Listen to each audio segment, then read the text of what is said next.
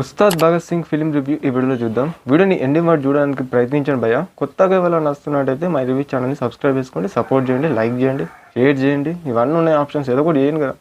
Anyways film ఎలా అనిపించింది మాట్లాడుకుంటే, ప్రజెంట్ థియేటర్లో రన్ అవుతుంది. నా వరకు చెప్పుకోవాలంటే జస్ట్ యావరేజ్ అనిపించింది. ఎందుకు ఏందనేది కొంచెం డెప్త్కి వెళ్ళి మాట్లాడుకుందాం. First of all Harish Shankar గారి గురించి మాట్లాడుకుంటే, మిస్టర్ బచ్చన్ ఎలా ఆడిందో, ఎలా డిజాస్టర్ అయిందో మనకు తెలిసిన విషయమే. మన రవితేజ గారితో వచ్చిన ఫిలిం. బట్ ఆ తర్వాత ఈ ఫిలింతో ఒక మంచి బ్యాక్ ఇస్తాడేమో మన డైరెక్షన్లో కానీ ఇచ్చు, స్క్రీన్ ప్రెజెంట్ కానీ ఇచ్చి అనుకున్నాను. బట్ అది మన పవన్ కళ్యాణ్ గారి బిజీ షెడ్యూల్ వల్ల డేట్స్ లేకపోవడం వలన, లేకపోతే అది ఏంటో తెలీదు. సో అలా కొన్ని అయితే దెబ్బేసేసింది కొన్ని సీన్స్ పరంగా చూసుకుంటే. అసలు స్టోరీ ప్లాట్ ఎలా ఉంటుంది అని మాట్లాడుకుంటే, ఈ ఫిలింలో మన విలన్కి అయితే సీఎం కావడానికి చూస్తారు. మన భగత్ సింగ్, అదే మన ఉస్తాద్ భగత్ సింగ్ అలియాస్ మన పవన్ కళ్యాణ్ గారు ఆపుదామని చూస్తారు. వాట్ ఈస్ ద రీజన్ అంటే, రీజన్ ఏదో ఒకటి ఉంటుంది కదా, అదంతా ఏందనేది మీరు ఫ్లాష్ బ్యాక్ సీన్స్ అవన్నీ చూసుకొని తెలుసుకోండి అని చెప్తాను. ఎస్పెషల్లీ నాకు నచ్చిన పొజిషన్స్ ఏమైనా ఉన్నాయని అంటే, ఒక జాతర దగ్గర ఒక ఫైట్ సీన్ పవన్ కళ్యాణ్ గారు చేస్తారు కదా యూనిఫామ్లో. సో అది బాగుంది. అది ప్రీ ఇంటర్వెల్ సీన్లో అలా వస్తుంది.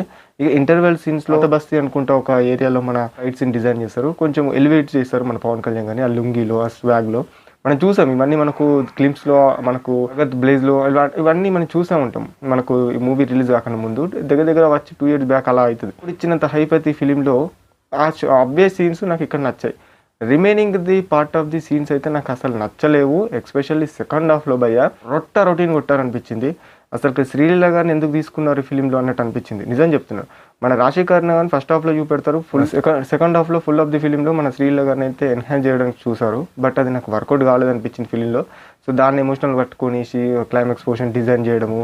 అండ్ మనకు ఒక క్లిప్ అయితే ఉంటుంది, గన్తో షూట్ చేసేటప్పుడు మన ట్రైలర్లో చూసాం. అది నిజం చెప్పాలంటే అది చూసినప్పుడు నాకు ఓజీ ఫిలిం షార్ట్ గుర్తుకొచ్చింది. సో అలా అయితే అనిపించింది. అండ్ కొన్ని సీన్స్ అయితే అసలు లవ్ అంటారు, మళ్ళీ తర్వాత టెర్రరిస్ట్ అంటారు, ఆ తర్వాత మళ్ళీ విలన్కి సీఎం కావడానికి అనే సీన్స్ తీసుకొచ్చారు. మళ్ళీ ఆ తర్వాత గురించి కొంచెం సాంప్రదాయం గురించి అలా చెప్తున్నారు. ఇది ఏదేదో ఉంది అడవి ఇలాంటి చెప్పుకుంటే కొన్ని డిఫరెంట్గా సీన్స్ కట్ చేసుకుంటూ వెళ్ళిపోయారు అన్నట్టు అనిపించింది. ఏదో పెట్టారు మా పవన్ కళ్యాణ్ గారిని ఈ ఫిలింలో అన్నట్టు అర్థమవుతుంది. సో ఇలా అయితే ఉంటుంది. మెయిన్గా బిగ్గెస్ట్ అసెట్ అంటే మన పవన్ కళ్యాణ్ గారే. సో పవన్ కళ్యాణ్ గారు తప్ప ఇంకా ఆ ప్లేస్లో వేరేవాడిని అసలు మనం ఇమాజిన్ చేసుకోలేము ఈ ఫిలింలో.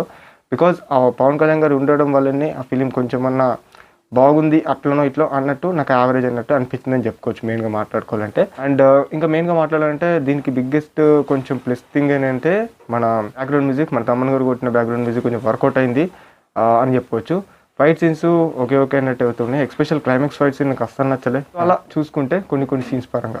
అండ్ ఇంకా అదర్ క్యారెక్టర్స్ మన రావు రమేష్ గారికి ఒక ట్విస్ట్ పెట్టడము, ఇంకా క్లైమాక్స్లో ఒక వ్యక్తికి ట్విస్ట్ పెట్టడము, ఇలా కొన్ని బాగున్నాయని చెప్పొచ్చు. కానీ ఇనిషియల్ స్టేజ్ లైక్ బిగినింగ్ స్టేజ్లో మూవీ అయితే ఎప్పుడు స్టార్ట్ అవుతుందా అది మాత్రం చాలా బాగుంటుంది. తన చైల్డ్హుడ్ సీన్సే కానివచ్చు. సో చైల్డ్హుడ్ సీన్స్ దగ్గర చాలా తీసుకెళ్ళిపోయారు కదా.